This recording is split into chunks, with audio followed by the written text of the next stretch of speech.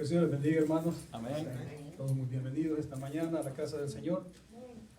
Y damos gracias al Señor por el privilegio que nos da nuevamente de estar reunidos y venimos, ¿verdad?, con esa disposición, no de ver cantar a los hermanos, sino de cantar con nuestro corazón a nuestro Dios. Amén.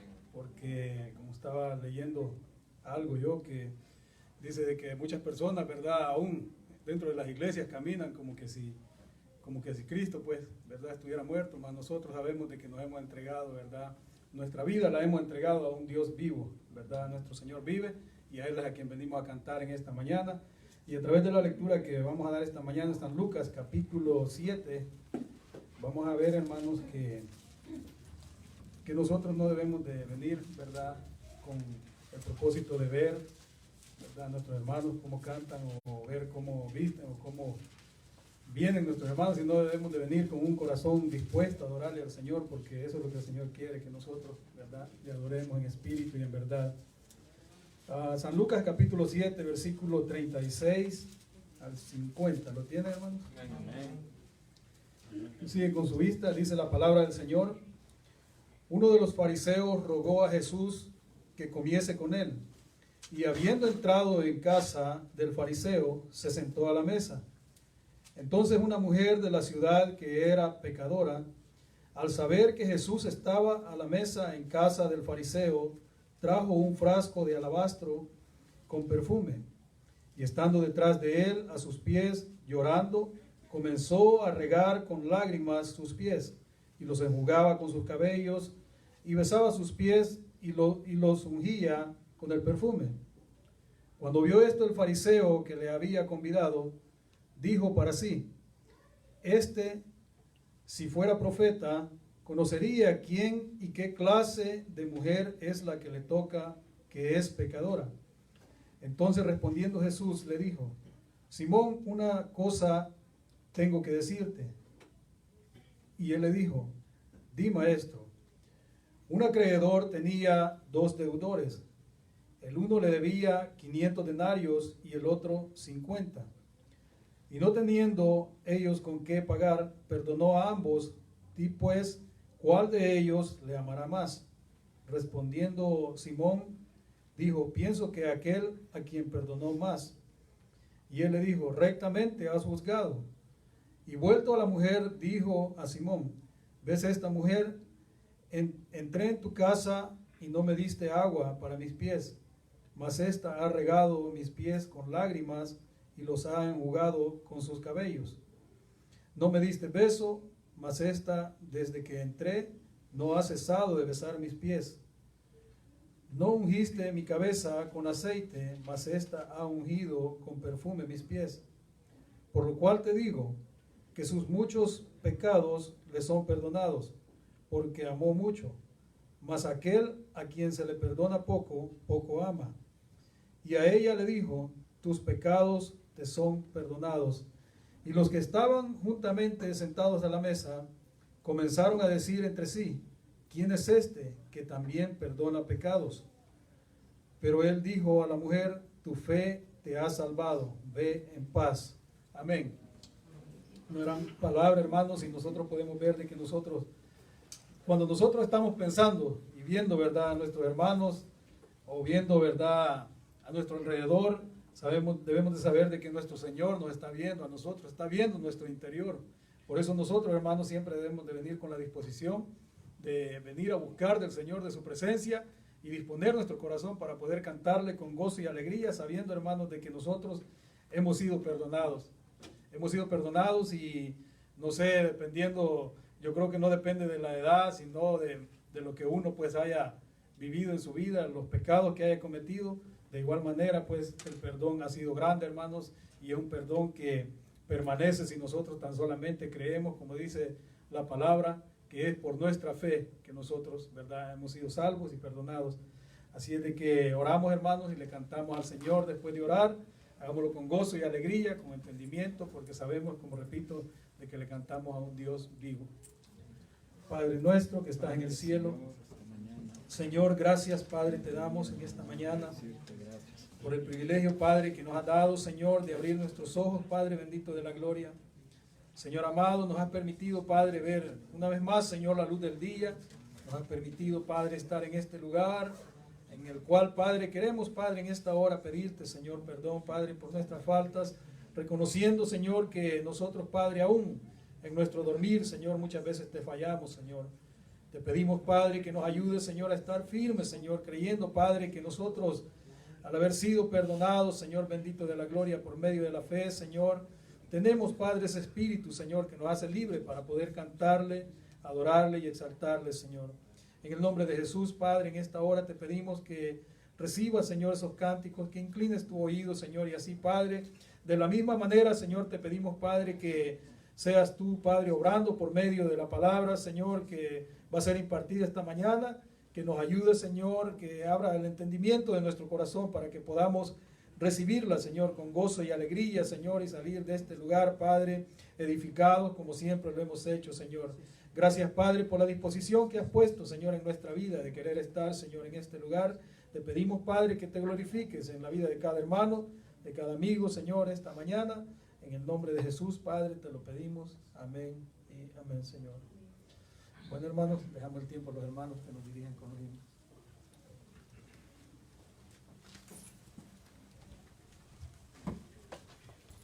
Así es, hermanos, que el Señor les bendiga. Estamos contentos de estar en la casa del Señor. Cuando venía por el camino, ¿verdad? Vemos las personas como andan. Aún uno puede ver por las calles enojados, ¿verdad? Porque sabemos que la única paz que nosotros encontramos es en nuestro Señor Jesucristo. Y cuando estamos en Él, nada nos puede detener y nada pues nos hace gozarnos que estar en la casa de nuestro Dios.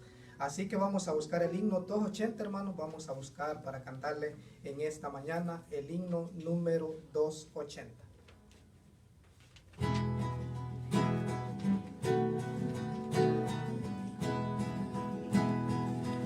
Oh, cantadmelas otra vez, bellas palabras de vida.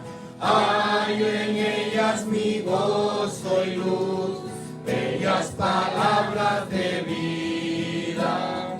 Sí, de luz y vida, son sostén y guía. Qué bellas son, qué bellas son, bellas palabras de vida. Qué bellas son, qué bellas son, bellas palabras de vida. Jesucristo a todos da bellas palabras de vida. Oye su dulce voz mortal, bellas palabras de vida. Bondadoso te salva y al cielo te llama. Qué bellas son, qué bellas son, bellas palabras de vida. Qué bellas son, qué bellas son, bellas palabras de vida.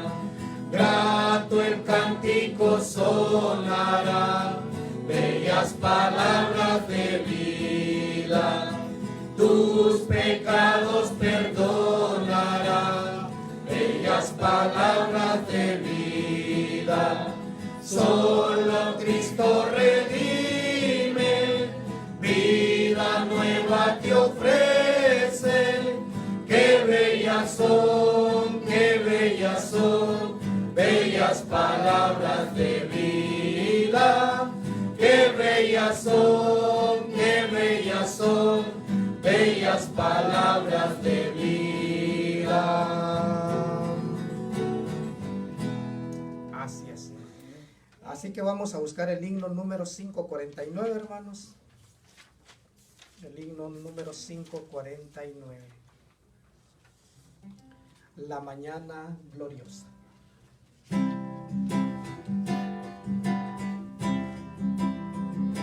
Cuán gloriosa será la mañana, cuando venga Jesús el Salvador. Los creyentes unidos como hermanos, bien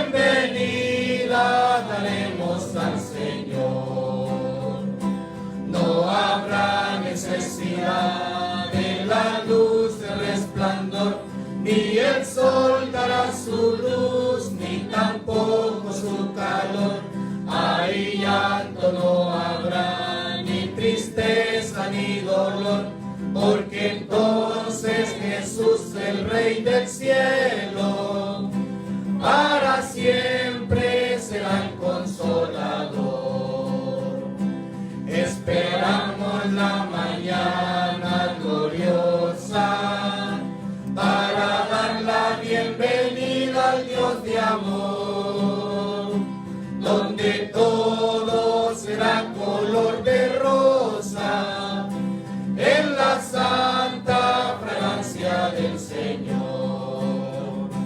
No habrá necesidad de la luz de resplandor, ni el sol dará su luz, ni tampoco su calor. Ahí llanto no habrá, ni tristeza ni dolor, porque entonces Jesús, el Rey del cielo, para siempre será el consolador. El cristiano fiel y verdadero, y también el obrero de valor, y la iglesia, la esposa del Cordero, estarán en los brazos del Señor. No habrá necesidad de la luz de resplandor, ni el sol dará su luz, ni tampoco su calor. Ahí llanto no habrá, ni tristeza ni dolor, porque entonces Jesús, el Rey del cielo, para siempre será el consolador. Amén. Así que busquemos el himno número 94, hermanos.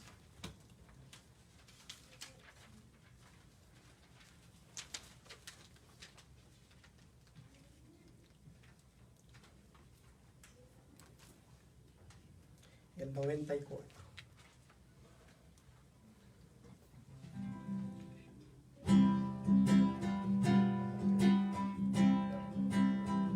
Por la mañana yo dirijo mi alabanza al Dios que ha sido y es mi única esperanza.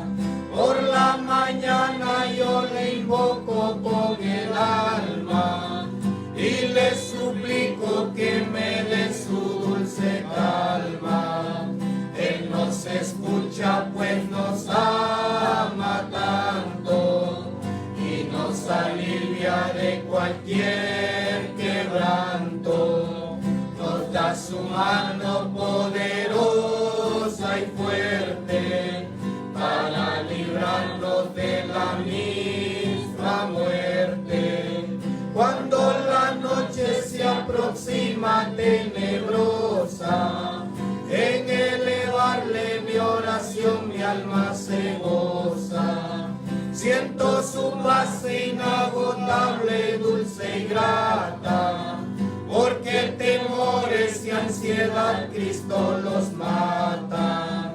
También elevo mi cantar al cielo, cuando a la tierra bajo negro velo. El sol se oculta pero queda Cristo, a quien mis ojos en el sueño han visto.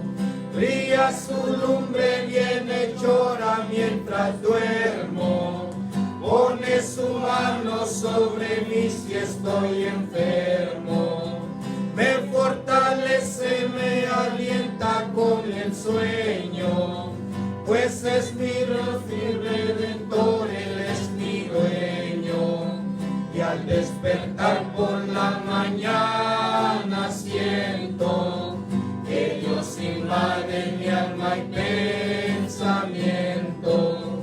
Veo a Jesús mi redentor amado,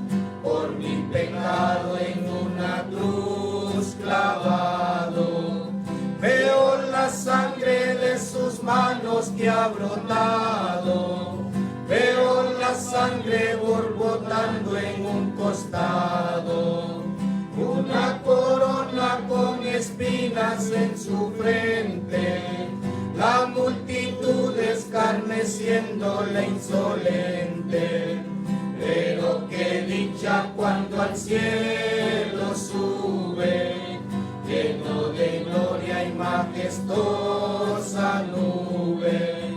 Pero qué dicha cuando al cielo sube, lleno de gloria y majestuosa nube. Amén.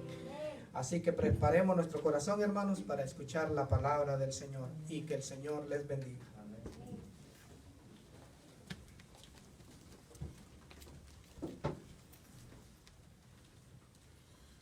Que el Señor les bendiga, hermanos. Amén. Es una bendición poder estar esta mañana. Tenemos gozo en nuestro corazón. Amén. ¿Sí? La semana leíamos en 2 de Corintios como el apóstol Pablo dice que como entristecidos, pero siempre gozosos. ¿Sí? Entristecidos por las cosas que pueden haber en nuestro alrededor, en nuestro exterior, pero siempre hay un gozo dentro de nosotros y el gozo que produce nuestro Señor Jesucristo. Hay un canto muy conocido que se canta en las iglesias, creo, pentecostales, pero dice que el gozo que Cristo dio, el mundo no me lo dio. El gozo que yo tengo, dice, el mundo no me lo dio, y como el mundo no me lo dio, no me lo puede quitar, ¿sí? Entonces, eso es una verdad para nosotros como cristianos. El gozo que está en nuestras vidas es un gozo dado únicamente por medio de Cristo. Y nadie puede quitarlo, nadie. Hace un tiempo alguien me decía, platicaba con alguien que predicaba y le preguntaba por qué no siguió predicando y me dice, la llamita que yo tenía, aquel pastor me la apagó cuando se puso en contra de nosotros, me dice, apagó esa llama. Y le digo, no es verdad, esa llama nadie la puede apagar, sino nosotros mismos. Nosotros mismos podemos debilitarla, pero nadie más puede apagar esa llama por nuestro propio descuido. Nosotros podemos hacer que esa llama baje, como el Timoteo lo estaba haciendo, pero un hombre no puede detener la obra que Cristo ha hecho, porque es algo real lo que Cristo hizo en nuestras vidas, es un gozo que es un gozo eterno. Se ve interrumpido en estos momentos, pero será de una forma eterna cuando Cristo venga por nosotros. Y eso es lo que el escritor quería enseñarle a los hermanos en la iglesia hebrea. Vamos a 1 de Timoteo esta mañana para ver eso que el hermano quería enseñarles. El santo escritor que escribe la carta a los hebreos quería enseñarle a los hermanos en la iglesia hebrea. Pero vamos a utilizar 1 de Timoteo capítulo 2 para poder entrar a lo que vamos a ver del estudio de esta mañana en hebreo. 1 Timoteo capítulo 2, versículo 5, versículo 6, un texto muy conocido. Vamos a orar. Señor, buen Dios, Padre eterno que está en gloria, nuestro Padre, por medio de Cristo, en esta mañana nos acercamos delante de usted,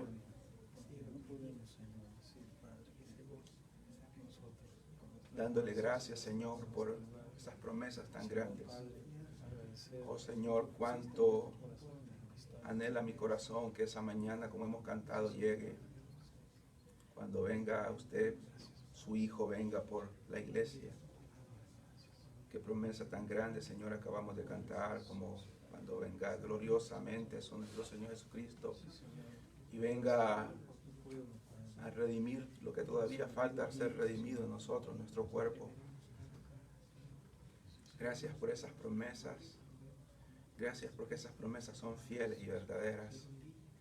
Señor, gracias por este grupo de hermanos, hermanas que está aquí reunidos, porque hemos venido, Señor, con el deseo único de poder cantar, poder alabar su nombre, poder estudiar su palabra y poder tener comunión unos con otros después del servicio, poder compartir como familia en Cristo que somos.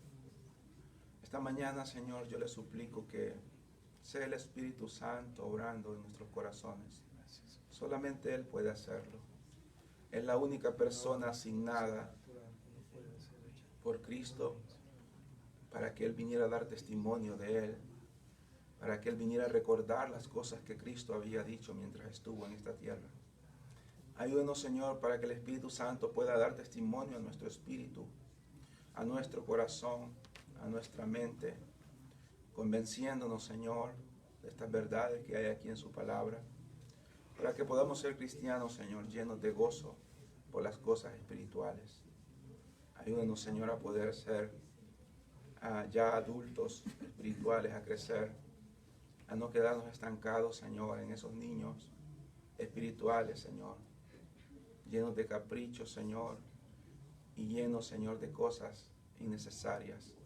Ayúdenos a ver, Señor, la grandeza que hay en el Evangelio. Ayúdenos a ver la grandeza en la obra de Cristo. Y ayúdenos a ver que no hay por qué retroceder. No hay por qué mirar a la derecha ni a la izquierda otro camino. Porque el camino está recto. Es angosto, pero está preparado.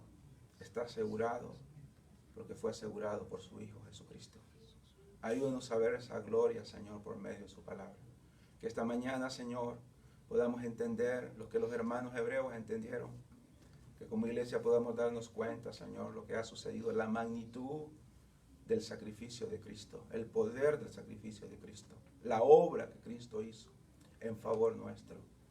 Se lo ruego, se lo suplico, en el nombre de Cristo, quien murió, resucitó por nosotros para su gloria. En el nombre de Jesús. Amén y amén. Capítulo 2 de 1 de Timoteo dice: porque hay un solo Dios y un solo mediador entre Dios y los hombres, Jesucristo hombre, el cual se dio a sí mismo en rescate por todos, de lo cual se dio testimonio a su debido tiempo. Amén. Pueden tomar asiento, hermanos. En este texto que acabamos de leer, y lo que vamos a ver en Hebreos esta mañana, con la ayuda del Señor, vemos que tiene parte de la respuesta, o la respuesta a lo que los teólogos no conformistas o los teólogos conservadores han llamado la pregunta más importante. Hubo un predicador, el último de los puritanos, según lo que se cree. Hoy se escucha un montón de iglesias puritanas alrededor, pero no son puritanas.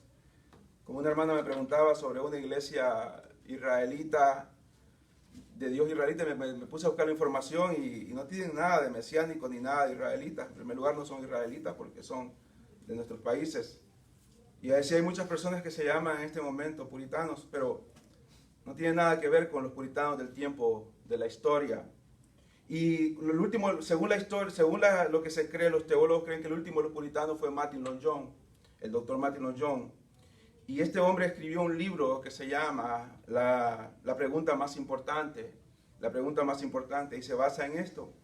Y la pregunta más importante que el hombre debe de ser, no es lo que dijo el que acaba de morir, dijo Luis Palau. Tal vez algunos leyeron ese libro, yo lo leí, un libro muy bonito. Lastimosamente el hombre se desvió del camino verdadero, se hizo un ecuménico, pero escribió un libro que se llamaba ¿Con quién me casaré? ¿Con quién me casaré? Un libro muy bonito en ese tiempo. Y algunos piensan que la pregunta más importante es ¿con quién me casaré? Y no, otros preguntan ¿qué debo de estudiar? O la familia, o tipo de preguntas. Pero todas esas preguntas, según los cristianos conservadores y no conformistas, la pregunta más importante que el hombre debe de hacer, como lo que el amigo de Job se preguntó y que Job mismo se preguntó, ¿cómo se justificará el hombre para con Dios?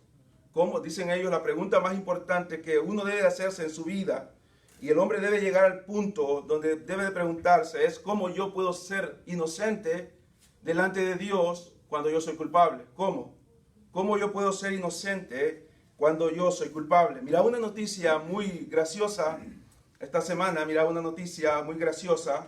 un hombre cuyo récord, tenía un récord delictivo. Y el hombre había cometido un crimen, y el hombre, habiendo cometido un crimen, trató de ocultarse y sacó una nueva identidad. Sacó una nueva identidad para poder circular libremente en este país. Y luego de haber sacado esa identidad, un documento falso, andaba manejando y andaba tranquilo por las calles.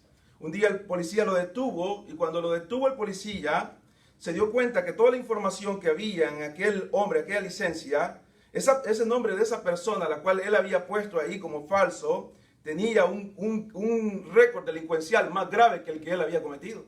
El nombre que aparecía en la licencia había cometido crímenes más grandes que los que él mismo había cometido. Y el policía, cuando mete la información, se da cuenta de aquel récord que había y lo detienen. Y al final lo juzgaron por el crimen de él, porque cuando pusieron las huellas de él salió. Pero el hombre quiso burlar una ley terrenal y no pudo hacerlo. Ahora, ¿cuánto más delante de Dios, que es omnisciente? Esa es la pregunta que Bildad hace al amigo de Job, y Job mismo se pregunta cuando él dice cómo el hombre puede justificarse delante de Dios. Veamos lo que dice Job capítulo 25. Job capítulo 25. Esto quiero utilizarlo como introducción para lo que vamos a ver en el capítulo 9, donde nos hemos quedado, de Hebreos, capítulos 25 de Job. Bildad dice: el señorío y el temor están con él, él hace paz en las alturas, tiene sus ejércitos, dice, tiene sus ejércitos número. Pregunta sobre quién no está su luz. Está hablando de su dominio con respecto a los ángeles, sobre quién no está su luz. Habla de su omnipresencia, donde no está él. ¿Cómo pues se justificará el hombre para con Dios? ¿Y cómo será limpio el que nace de mujer? He aquí, ni aún la misma luna será resplandeciente, ni las estrellas son limpias delante de sus ojos. Cuanto menos el hombre, que es un gusano, y el hijo del hombre también gusano. ¿Cuánto? Dice la pregunta Bildad. Bildad está preguntando acá cómo se justificará. ¿Cómo el hombre puede decir delante de Dios? Está diciendo él: no lo he hecho, yo no soy inocente, cuando Dios ha escudriñado no solamente lo que hemos hecho, sino la intención que hubo dentro de nosotros para poderlo hacer. Entonces, Job mismo se hace esa pregunta ahí en Job, capítulo 9 de Job. Job mismo, vemos lo que él dice, capítulo 9 de Job, como él pregunta en ese versículo, en este capítulo 9 de Job.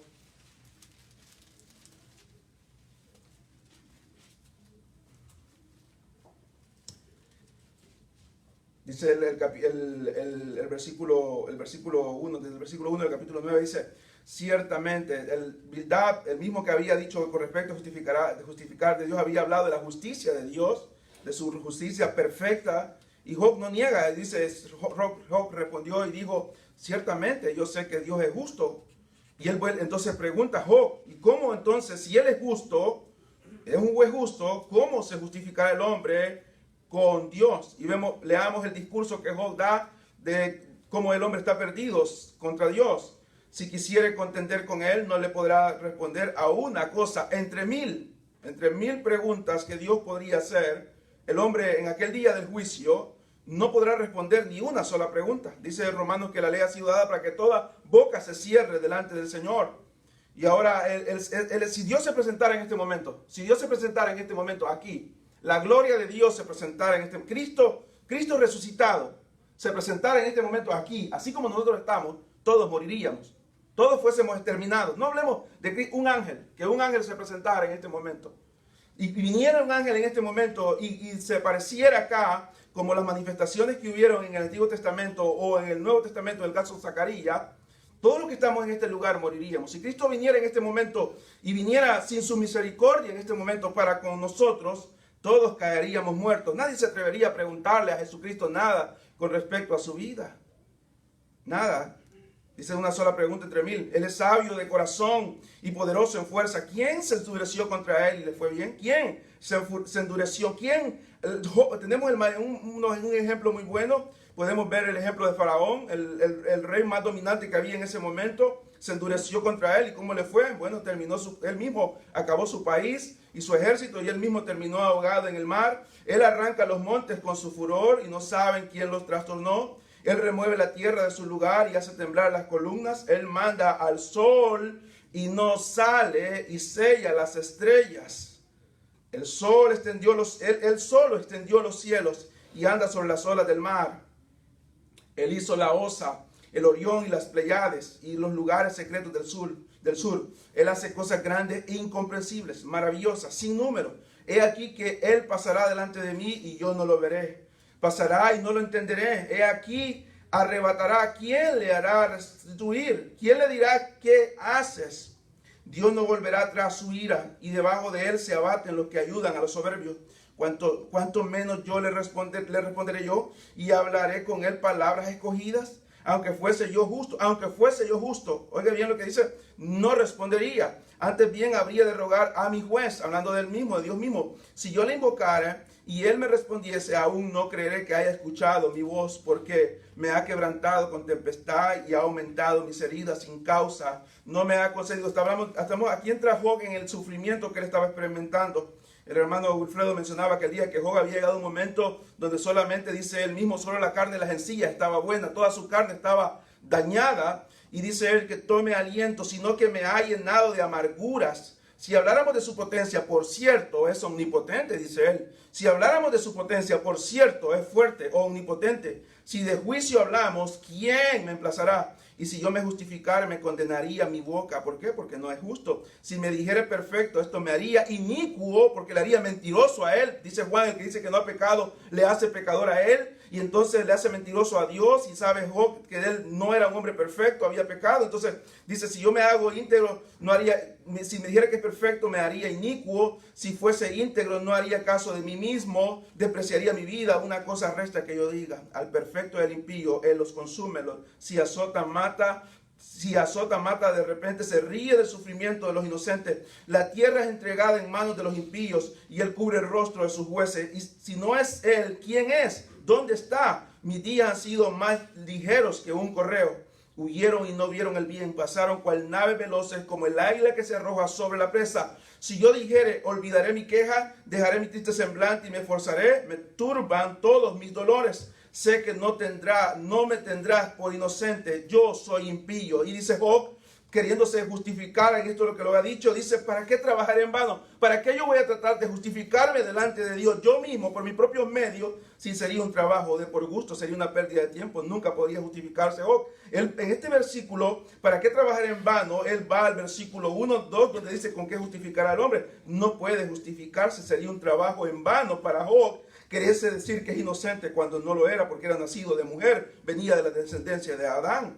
Aunque me lave con agua de nieves, o sea, un agua pura, me hundirás en el hoyo, me destruirás, y mis propios vestidos me abominarán, porque no es hombre como yo para que yo le responda y vengamos juntamente al juicio. No puede acercarse Job sin nadie que lo represente a un juicio con Dios. ¿Por qué? Porque él no es hombre como él, es Dios, y no permite Dios que nadie se le acerque. Y él dice algo que lo vamos a ver esta mañana: no hay entre nosotros un árbitro o un mediador que ponga, lo que Job está diciendo, que ponga sus manos entre él y yo para que no me termine de matar como lo está haciendo los juicios que están viniendo en contra de mí, que ponga sobre su mano, sobre nosotros dos. Quite de sobre mí su vara de la justicia y su terror no me espante. Entonces, si estuviera un árbitro, hablaría y no tendría el temor, porque en este estado no estoy en mí.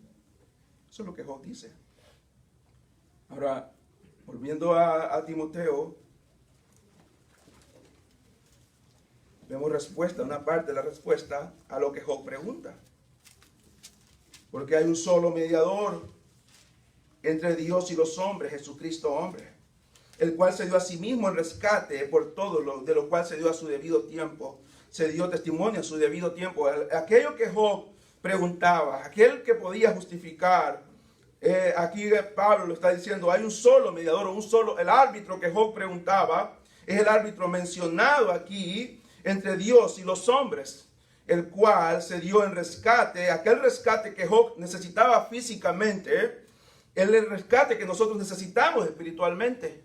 Los sufrimientos que Job tuvo, aquel sufrimiento que Job tuvo, será el sufrimiento que las almas tendrán en el infierno por toda la eternidad. Y el sufrimiento que nosotros ha sido quitado y así había sido quitado de los hermanos, y esos hermanos en la iglesia hebrea, y eso tenía que darles a ellos el gozo, la alegría que se les estaba quitando. ¿Por qué? Por enseñarles de que ellos estaban lejos de la voluntad del Señor con respecto a lo que hemos aprendido en el libro de Hebreos, con respecto a los sumos sacerdotes, a la ley, a la adoración, a los rituales. Ahora veamos lo que dice Hebreos capítulo 9. Hebreos capítulo 9 nos dice, donde nos hemos quedado, nos quedamos en el versículo 14, hablando de cuánto más la sangre de Cristo. Ahora el versículo 15 del capítulo 9 Así que por eso es mediador de un nuevo pacto. Hablábamos de si aquella ceniza de aquella vaca roja, si la sangre de aquellos machos cabrillos había limpiado los inmundos en ese momento para hacerlos apaciguar la ira de Dios,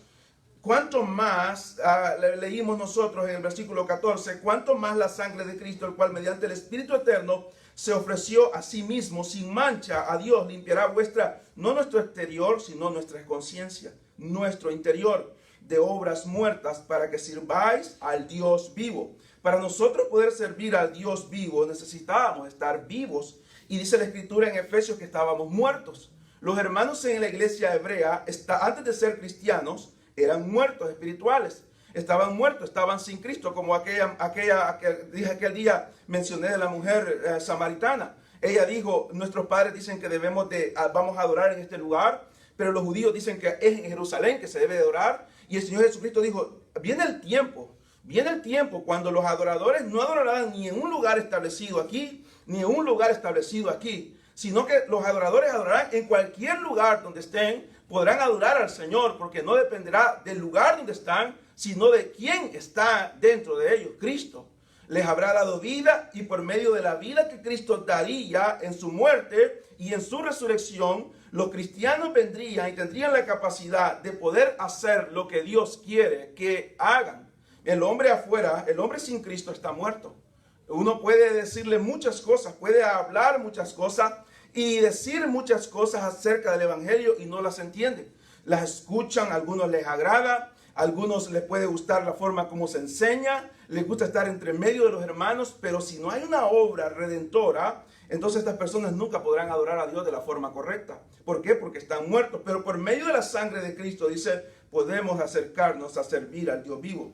Así que, dice el versículo, habiendo dicho el versículo 14, la comparación del Antiguo Testamento con respecto a las obras muertas que ellos hacían, lo hacían por compromiso, lo hacían por temor. Porque la ley decía, si no se hace esto, vas a morir. Entonces ellos lo hacían. Ellos lo hacían. Se quedaban en las casas, escondidos el día sábado, no porque quisieran quedarse. Cuando Moisés dijo, miren, va a venir el maná y recogen solamente lo que necesitan para el día.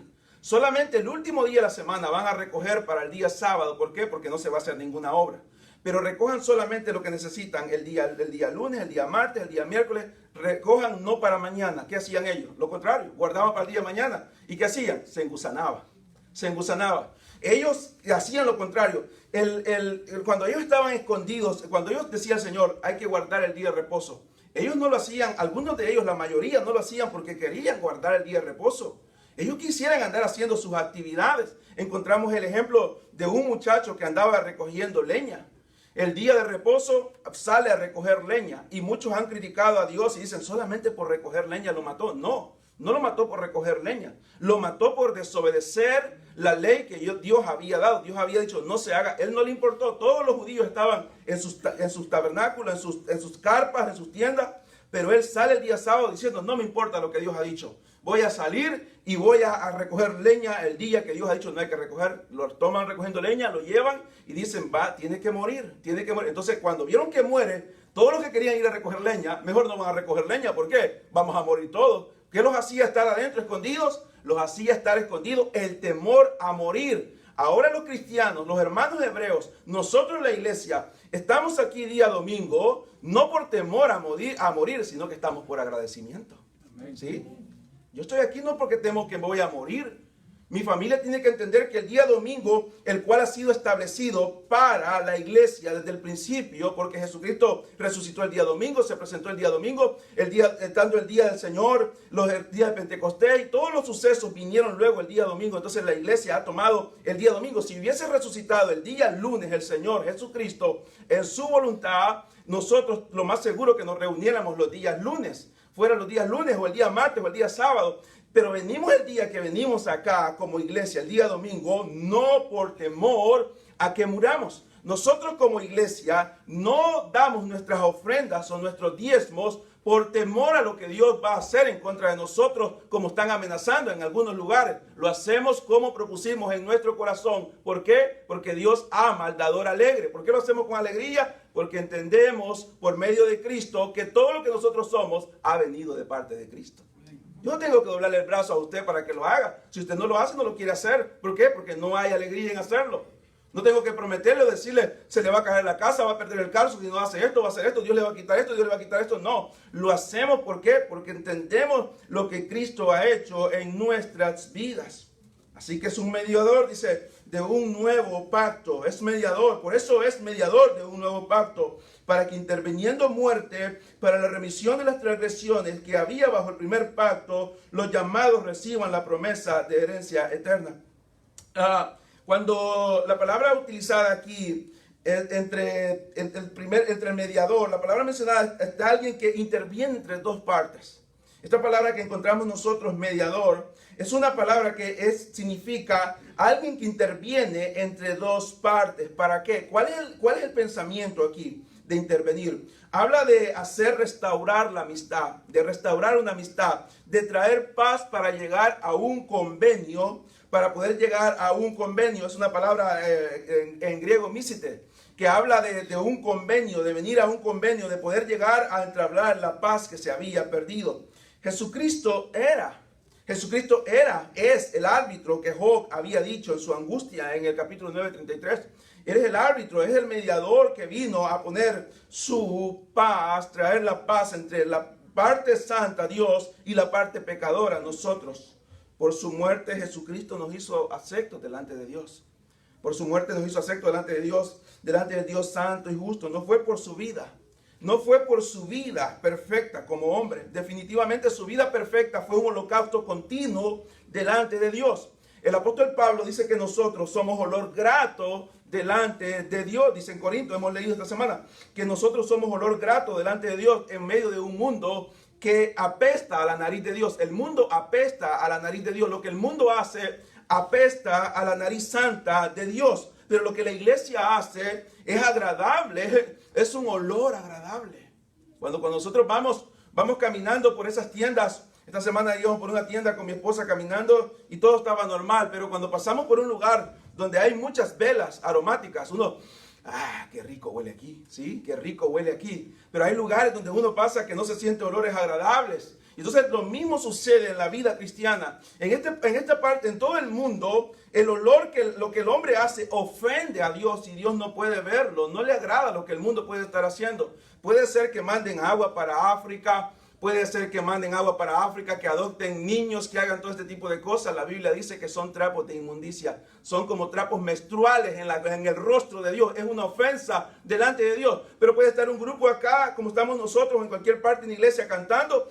Es un olor grato al Señor. Ahora imagínense, si nosotros somos olor grato, que somos imperfectos, cuánto más la vida de Cristo, esos 33 años de nuestro Señor Jesucristo. Fue un holocausto completo. Día con día era una ofrenda para el Señor. Pero fue solamente por su muerte que Cristo nos hizo delante de Él aceptos, no por su vida. Si Cristo, como dije la semana pasada, no hubiese muerto por nosotros, o si hubiese muerto y no hubiese resucitado, el apóstol Pablo dice que nuestra fe fuera vana. No tendríamos esa paz. ¿Por qué? Porque fue la ofrenda de paz delante de Dios, la que ocupando en nuestro lugar. Él ocupó nuestro lugar como sustituto y nuestro representante. Fue la que llevó a que hiciera esa paz entre Dios santo y los hombres pecadores. Lo digo con reverencia. Lo digo con reverencia. En la cruz, Jesucristo puso sus manos santas. Sus manos santas en la cruz, una mano deteniendo a Dios y la otra mano protegiéndonos a nosotros para no ser destruidos. Una mano deteniendo. Usted ha visto esas personas que pelean boxeo, patada, boxeo, patada, que los encierran en rines cerrados con malla y están ahí, solamente hay un árbitro y ellos dos peleando a mano limpia. A mano limpia. Todo eso que usted ve de pelea libre y lucha libre, entonces es un show, ¿sí? Pero cuando se ponen ahí a pelear esas dos personas y están dos personas encerradas en una jaula y nadie más los puede ayudar, sino que está un árbitro y comienzan a golpearse. Y cuando aquel árbitro ve que aquel hombre está dando y aquella sangre está brotando y aquel hombre comienza a hacer así que necesita ayuda y alguien le está haciendo una llave, lo está golpeando, aquel hombre comienza a pedir ayuda. El árbitro, ¿qué hace? Se tira, los separa y muchas veces el árbitro recibe golpes de la contrincante. ¿Por qué? Pone su mano acá y detiene al que está golpeándolo y protege al que está haciendo ya agonizando, ya no puede más, necesita ayuda. Es la idea que está aquí. Es la idea. Dios, Jesucristo, en la cruz del Calvario, el mediador, Dios hombre, fue el árbitro, fue el mediador entre Dios santo, soberano, que Job dice, si me quisiera poner en contra de él, a medir su fuerza, es omnipotente, nadie lo puede resistir. Pero hubo alguien que puso entre medio de los dos. Ahí se puso entre medio de los dos para poder detener la ira de Dios y proteger a aquel contra Dios estaba airado, y eso somos nosotros. Eso somos nosotros. Se puso entre medio para que nosotros no fuéramos destruidos. Solamente él estaba capacitado para eso. Usa, ni siquiera pudo detener aquella arca que solo representaba la presencia de Dios.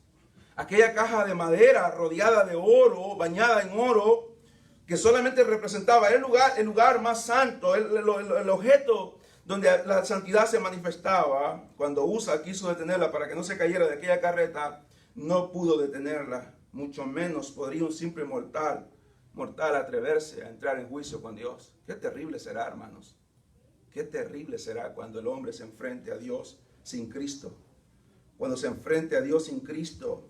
Cuando tenga que entrar en el juicio del trono blanco y se enfrente cara a cara a Dios y escuche aquella voz como de trueno, de estruendo de muchas aguas, como trueno que hablando, preguntando y diciendo y acusando.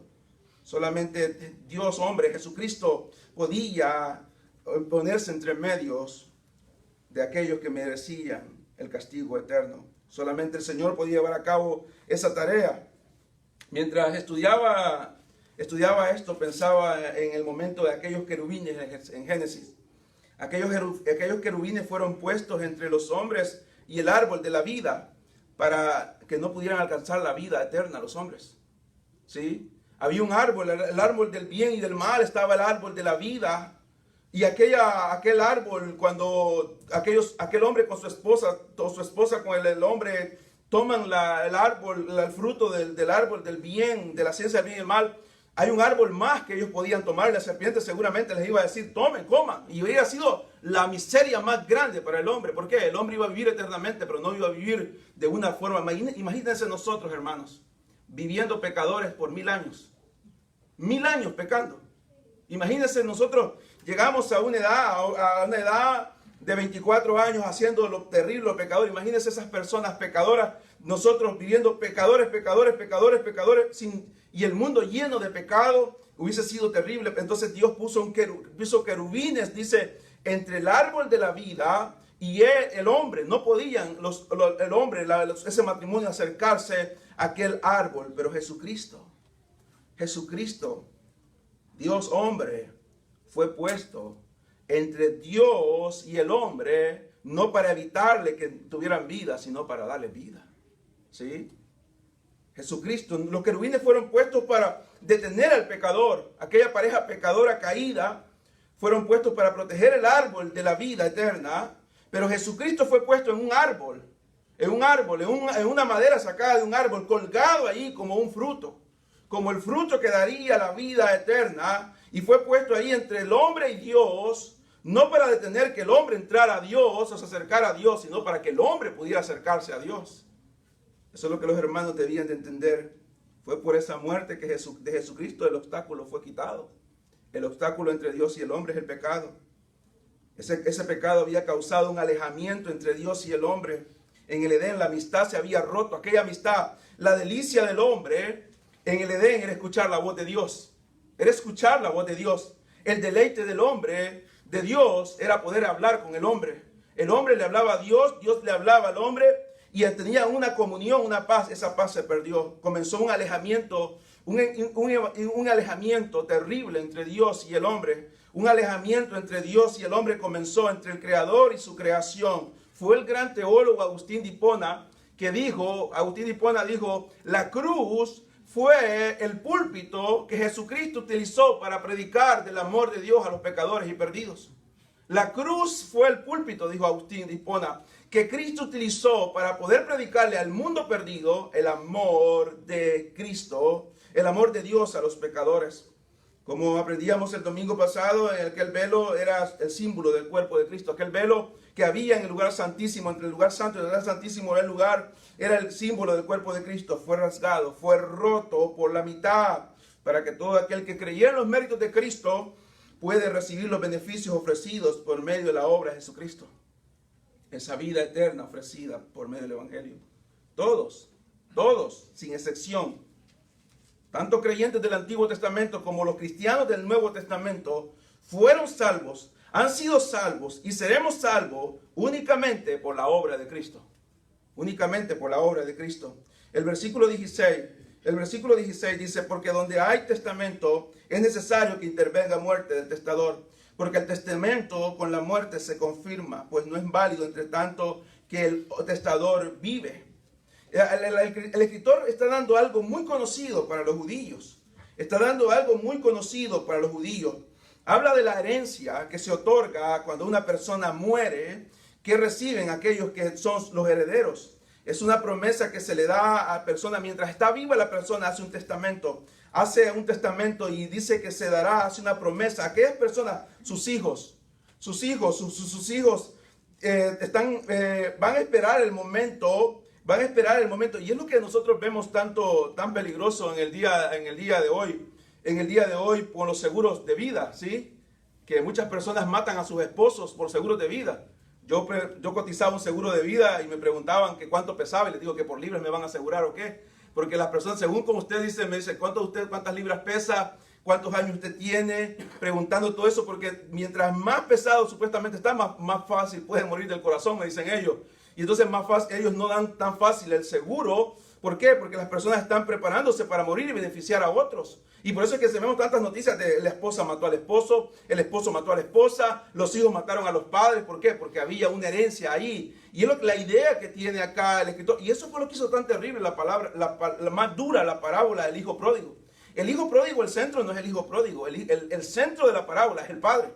El centro de la parábola es el padre. ¿Por qué? Porque el hijo pródigo, antes de que su padre muriera, pidió lo que el padre tenía que darle cuando muriera.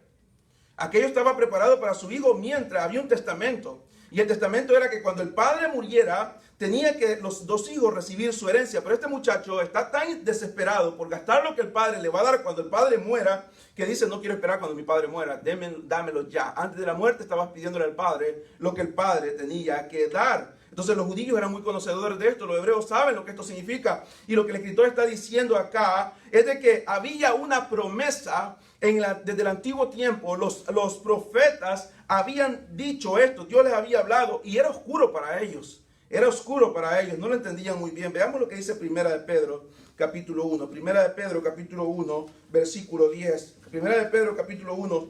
Los profetas, dice el capítulo 10.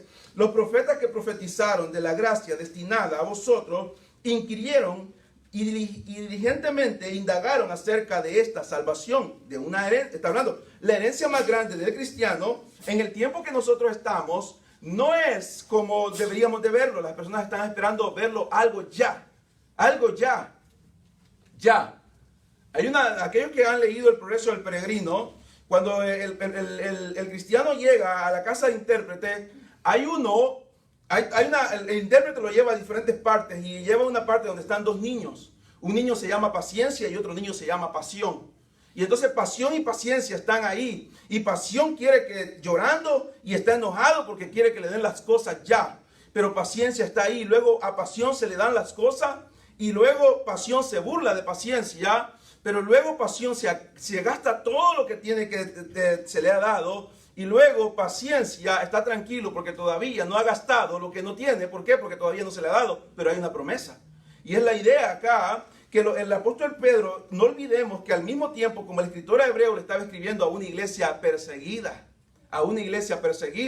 Ahora estaba en una iglesia que había sido dispersada, corría peligro, habían sido despojados de todo, las herencias, las casas habían quedado atrás. Había quedado todo atrás, estaban sufriendo, estaban siendo encarcelados. Y entonces tanto Pedro como el escritor a los Hebreos está tratando de alentar, pues el Espíritu Santo por medio de los escritores está tratando de alentar. Ahora, ¿cómo lo aplicamos a nuestra vida? El peligro ahora en nosotros, no hay persecución en este momento. El peligro en nosotros es lo mundano, ¿sí? Es lo mundano. Mire, hermanos, Satanás ha cambiado la táctica, la técnica en contra de los cristianos. Lo explicaba aquel día unos hermanos. Satanás ha cambiado la táctica del ataque a los cristianos. Satanás antes trataba o la ha cambiado en este lado del mundo, por ejemplo, la ha cambiado. ¿Por qué? Porque en el lado de allá, por ejemplo, nosotros vemos el mundo oriental, templos están siendo destruidos, pastores golpeados. Miraba un pastor que lo habían golpeado como no sé cuántas, más de 100 veces con la Biblia en la cara. Le habían golpeado la cara con la Biblia, tenía la cara hinchada de tanto golpe que le habían dado cuando llegaron los coreanos, o creo que fue Corea o China. Lo empezaron a golpear y la cara le quedó hinchada, la espalda le quedó sangre coagulada, los golpes con la Biblia que le habían dado. Y los hermanos salen ahí llorando, viendo aquel templo, nada, destruido, terreno, tierra, láminas caídas, sus lágrimas corren porque está la persecución. Satanás está atacando en ese lado porque sabe que esos hermanos son valientes. Y entonces dice, les voy a privar de que ellos se congreguen. En este lado del mundo Satanás ha cambiado su técnica. Y la técnica en este lado del mundo no nos evita que vayamos a la iglesia. Sino lo que quiere hacer es, nos permite, pero nos permite que vayamos, y luego lo que ataca es nuestra vida devocional, nuestra santidad. Nos lleva a vivir unas vidas mundanas, cristianos llenos de mundanidad. Eso es lo que está haciendo en este momento. Eso es lo que está haciendo cristianos sin gozo, cristianos sin gozo, cristianos sin alegría, sin gozo. ¿Por qué? Porque es lo que él está haciendo. Estos hermanos que están acá estaban siendo dañados, robados, les estaban golpeando, los estaban maltratando, los estaban matando, estaban perdiendo sus casas. Y el apóstol Pedro les escribe a los hermanos y les dice, los profetas que indagaron, si vemos el versículo 1 para que usted entienda, Pedro, apóstol de Jesucristo, a los expatriados de la dispersión en el Ponto, Galacia, Capadocia, Asia, Bitinia.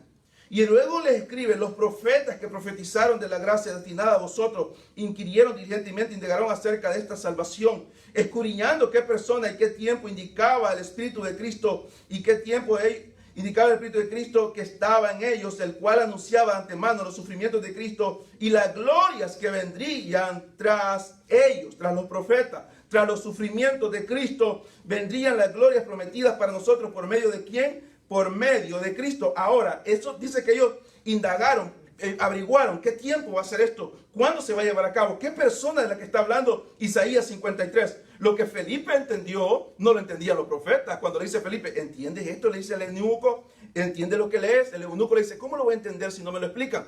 Joel no entendió esto, Amós no entendió esto. Lo entendieron luego los cristianos del Nuevo Testamento y somos bienaventurados que lo entendemos nosotros. Ellos escudriñaron qué persona, qué tiempo, cómo será. Y el apóstol Pablo les escribe a los Gálatas y les dice a los Gálatas en el capítulo 4, hablando del tiempo que los apóstoles, que los profetas del Antiguo Testamento habían indagado. El escritor Pablo les dice, el capítulo 4, versículo 1, dice, pero también digo, entre tanto, que el heredero es niño, en nada difiere del esclavo, aunque es señor de todo, sino que está bajo tutores y cuidadores hasta el tiempo señalado por el Padre. Así también, dice, nosotros cuando éramos niños estábamos en esclavitud bajo los rudimentos del mundo, pero cuando vino el cumplimiento del tiempo, ¿de qué tiempo está hablando? Del que escudriñaron los profetas. Vino un tiempo donde Dios en su calendario lo había establecido. Tal día, a tal hora, tal mujer será escogida como mamá. La virgen que será escogida nacerá en tal ciudad, nacerá en Belén. Hubo una orden en ese momento que todos se fueran a empadronar. La orden no venía tanto de los romanos, sino de parte de Dios. ¿Por qué?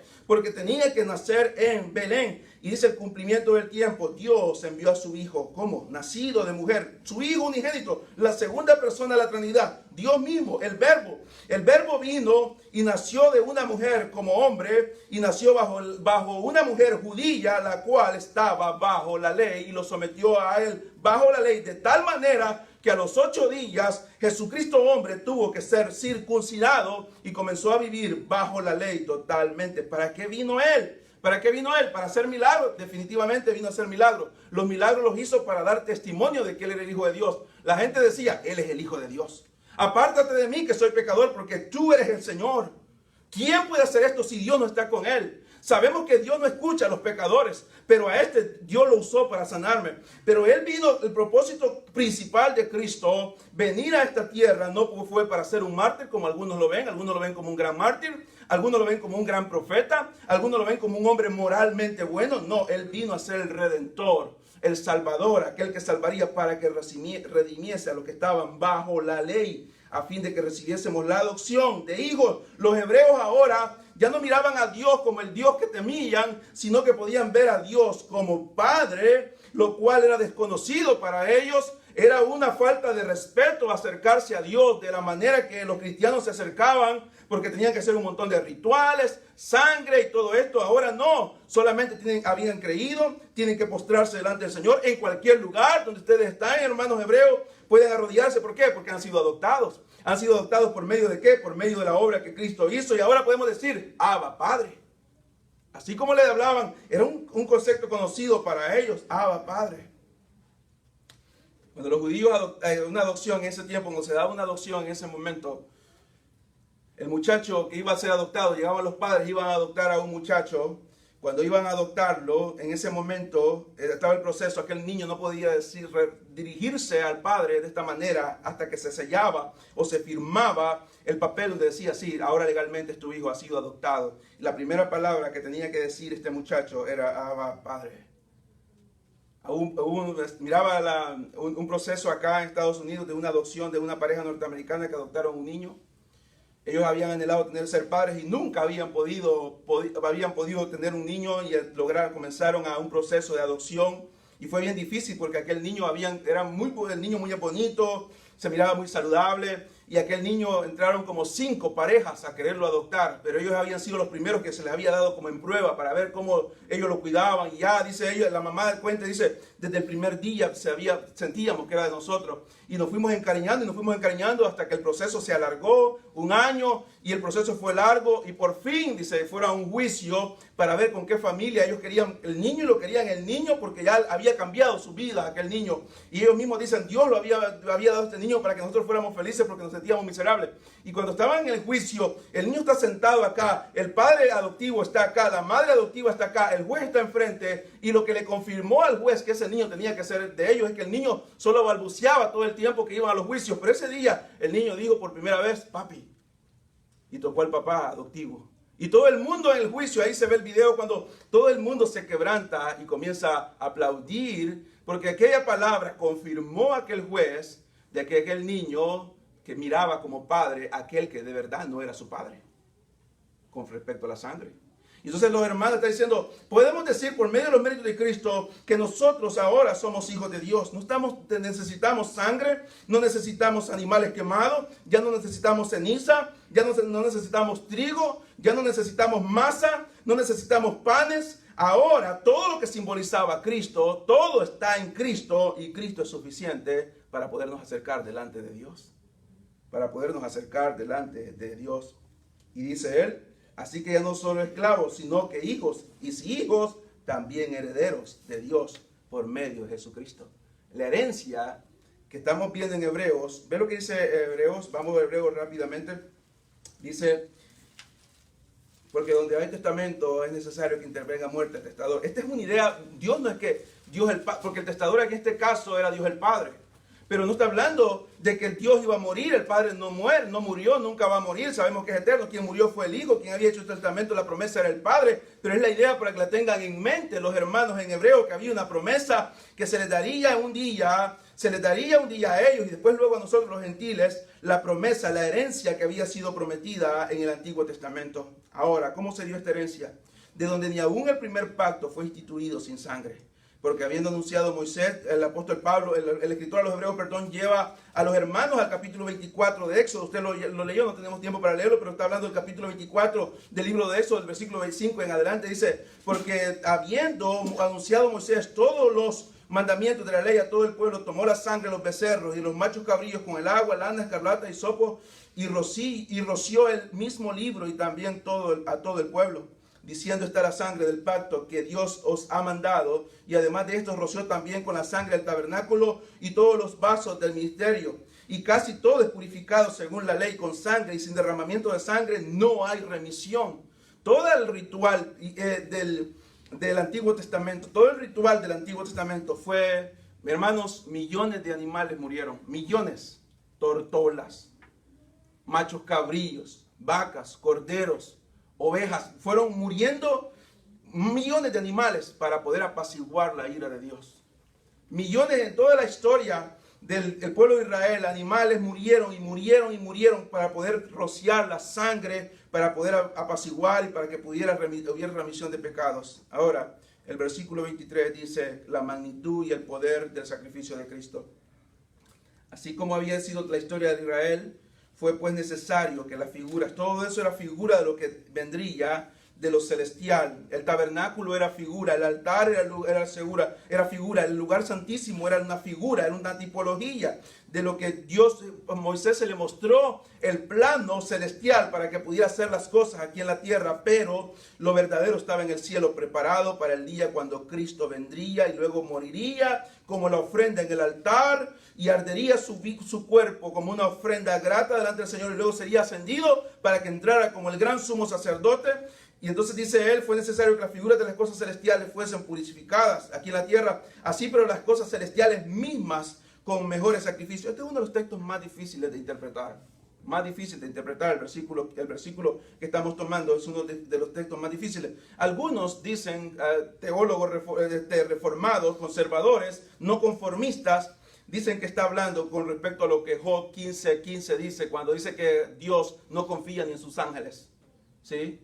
Cuando Isaías nos dice que la rebelión se dio allá en el cielo y Satanás estaba en el cielo y entonces se contaminó parte de ahí, se contaminó, o lo que dice Apocalipsis capítulo 12, que dice que Satanás va y nos acusa y acusa a los cristianos delante de ahí, o sea, tiene un acceso hasta cierto lugar. Y entonces dicen los conservadores, dicen esto está hablando de que el sacrificio de Cristo tuvo que purificar hasta esa parte de la lugar celestial, en una parte alrededor del cielo, dicen ellos, donde Satanás contaminó por causa del pecado. Otros dicen que es con respecto a lo espiritual, nuestra mente, nuestro espíritu, que nos acercamos confiadamente al trono de la gracia. Y no solamente en este lugar, como nosotros que estando en la tierra todavía hemos sido transformados, sino que nos capacita para poder entrar al lugar santo, lo cual se ha perdido de vista en el cristianismo actual. Cuando oramos, lo hacemos de una forma tan indiferente porque no entendemos que nos acercamos o deberíamos de acercarnos al trono de la gracia.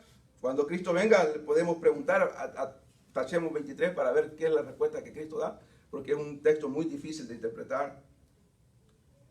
24 dice, porque no entró Cristo en el santuario hecho de mano para fuera figura del verdadero, sino en el cielo mismo para presentarse ahora, tiempo presente, por nosotros. Ese tiempo presente es presente.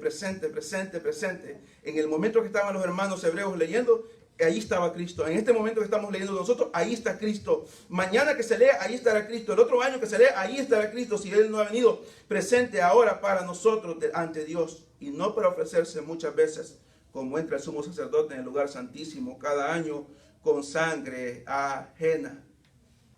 De otra manera, le hubiese sido necesario padecer muchas veces desde el principio del mundo, pero ahora, en la consumación de los siglos, se presentó una vez para siempre por el sacrificio a sí mismo para quitar de en medio el pecado. El versículo 26 dice, no entra una... Imagínense cuántas veces tuviese que haber muerto Cristo en el Calvario desde Génesis hasta hoy. ¿Cuántas veces tuviese Cristo que haber muerto si se hubiese seguido la forma como se hacía en el Antiguo Testamento?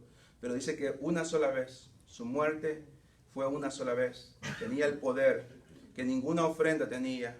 Tenía el alcance que ninguna ofrenda tuvo en el Antiguo Testamento. Una sola vez entró para siempre con su sacrificio, su propio cuerpo, su vida, para quitar de en medio el obstáculo que había entre Dios y los hermanos que estaban en la iglesia hebrea.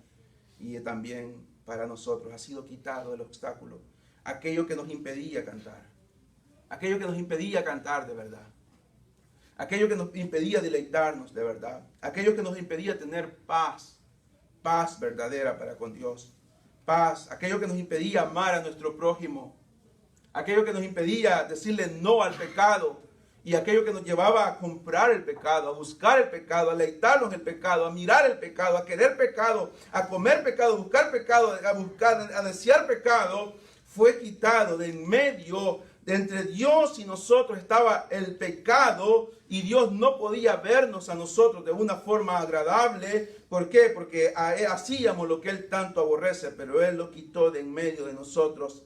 Y dice, y de la manera que está establecido para los hombres que mueran una sola vez y después de esto el juicio, así Cristo fue ofrecido una sola vez fue ofrecido delante de Dios para llevar el pecado, no de todo el mundo, pero sí de muchos que habían sido escogidos por Dios. Dios lo puso como ofrenda, murió una sola vez, no volverá a morir nuevamente. Y ahí está el gran problema en los católicos, que todos los domingos hacen un ritual donde dicen que representa a Cristo, ¿verdad? Es Cristo, y lo están volviendo a sacrificar, lo están volviendo a crucificar, pero no una sola vez. Y después de esto el juicio. Así también Cristo fue ofrecido una vez para llevar los pecados de muchos. Y aparecerá por segunda vez. Ya no tiene nada que ver con el pecado. Ya no tiene nada que ver con cargar con el pecado, sino que vendrá a salvar a los que le esperan. Cuando habla de salvar, no habla de salvación del alma con respecto a perdón y remisión, sino que habla con respecto a venir a traer a aquellos para que se lleve a cabo el juicio de Dios en contra del mundo perdido que no quiere amar a Dios, ni amar a su Hijo, ni amar a su palabra. Estos hermanos tuvieron que ser tan consolados en ese momento. Tuvieron que ser tan consolados, confortados, de la manera que nosotros deberíamos de ser confortados y consolados, a no estar viendo el mundo, a no estar deseando lo que el mundo tiene, a no estar buscando el mundo, sino a conocer cada día más quién es Dios, quién es Cristo, lo que Él hizo por mí, lo que Él está haciendo por mí y lo que Él vendrá a hacer por mí.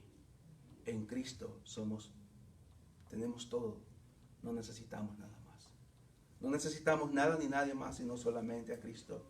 Hermanos, miren, hay personas que están en un psiquiátrico amarrados con camisa de fuerza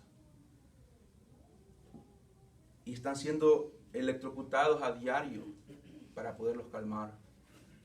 Están siendo inyectados con sedantes a diario para poderlos poner quietos.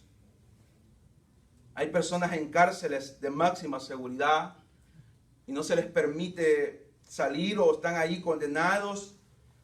Pero personas cuando los entrevistan dicen, si salgo, hoy mismo voy a volver a hacer lo que hice. Un hombre dijo que mató a 3 policías en California. Cuando lo juzgaron dijo, a nomás que yo salga, voy a salir a matar más policías. Cuando yo salga voy a salir a matar más policías. Hay personas que gastan miles de dólares en psicología, en medicina, y están teniendo tratamiento, consejería, pero nada de eso los cambia. Nada de eso los cambia. ¿Por qué? Porque el problema del hombre se llama pecado. Y el pecado no lo puede quitar un psicólogo, el pecado no lo puede quitar un psiquiatra, el pecado no lo puede quitar una correccional, el pecado no lo puede quitar un medicamento hecho por un hombre. El pecado solamente lo puede quitar Cristo. Cristo. ¿Y sabe cuál es el problema muchas veces de nosotros? Que no reconocemos que muchas personas que están en esos psiquiátricos, que están en esas cárceles, que están en esos lugares, han sido mejor moralmente que nosotros. Ese es el problema. Muchos de ellos han sido mejor moralmente que nosotros. Han sido más sinceros que nosotros, pero están ahí. Pero nosotros no estamos ahí. Pero no digamos tanto la cárcel, sino hablemos de la cárcel eterna, donde hemos leído en Hebreos que ¿quién podrá escapar de ese lugar? Nadie puede escapar de ese lugar. Pero Cristo quitó lo que nos iba a llevar a ese lugar con una sola ofrenda. Esa es la razón y el motivo por el cual debemos de venir a este lugar. Y no solamente en este lugar, sino que cuando estamos en el mall, cuando estamos en la escuela, cuando estamos en el trabajo, cuando vamos en nuestro automóvil, cuando estamos entre gente del mundo, no vivir como el mundo y hacer lo que el mundo y comportarnos como el mundo, sino hacer aquello que Dios quiere que nosotros hagamos. Porque todo lo que usted ve, lo que el mundo dice, lo que el mundo ofrece, lo que el mundo está dando, las palabras, la música que el mundo escucha, las palabras que el mundo menciona, las blasfemias que el mundo dice, las burlas que el mundo hace, las modas que el mundo quiere, los lugares donde el mundo quiere estar, todo eso y mucho más llevó a nuestro Señor Jesucristo a morir en la cruz del Calvario. Entonces, ¿por qué debemos nosotros celebrar lo que ellos celebran? Debemos de vivir como Cristo quiere que vivamos. Porque estamos en el mundo, pero no somos del mundo. Esto no se hace de una forma obligada. No voy a ir en el carro por ejemplo, me recuerdo una vez en la otra iglesia donde yo estaba, me tocó en el parqueo, servía en el parqueo, y cuando yo me subí al carro para mover el carro, el hermano, y enciendo la llave, el hermano se le había olvidado, el pobre hermano se le olvidó que iba llegando al parqueo de la iglesia, y se le olvidó que le iba a mover a alguien, y comienzo a escuchar la música que iba escuchando en el carro. La bachata y todo el tipo de música. Cuando el hermano sale, venía con la Biblia y me dice, varón, ¿cómo está, varón? Qué bendecido estuvo ese culto, lástima que usted estuvo en el parqueo. Y le digo yo, está bonita la bachata que usted anda en el carro, tan bonitos los discos que usted anda también. ¿Y usted en qué trabaja? Porque anda un encendedor en el carro. Ya solamente se agachó y nunca más me volvió a hablar. Nunca más me volvió a hablar. Pero muchas personas están de esa manera, pensando que el cristianismo se vive solamente en este lugar. Cristo ha quitado el pecado de nosotros, no solamente en este lugar, sino en todas partes que nosotros nos encontremos. El pecado vendrá sobre nosotros y caeremos muchas veces, pero será una lucha. Será una lucha que la Gálatas dice, el espíritu y la carne se oponen entre sí. Pero el poder del pecado ya ha sido quitado de todo verdadero cristiano, por débil que sea o por nuevo que sea. Vamos a orar. Gracias, Señor, por esta mañana. Gracias, Señor, por permitirnos esta mañana el poder reunirnos y poder haber cantado, haber estudiado su palabra y ver, Señor, ese sacrificio que Cristo hizo por nosotros. No estábamos ahí presentes cuando los hermanos escucharon esa carta, pero me imagino, Señor, que fue un aliento tan grande cuando escucharon toda la lectura de esa carta. Sus vidas cambiaron. Ya habían sido cambiadas por el poder de Cristo, pero estaban en desánimo, estaban en tristeza. Algunos estaban pensando en retroceder, pero al escuchar esa carta, al escuchar que lo que Cristo había hecho y lo que haría luego, fue de mucho aliento.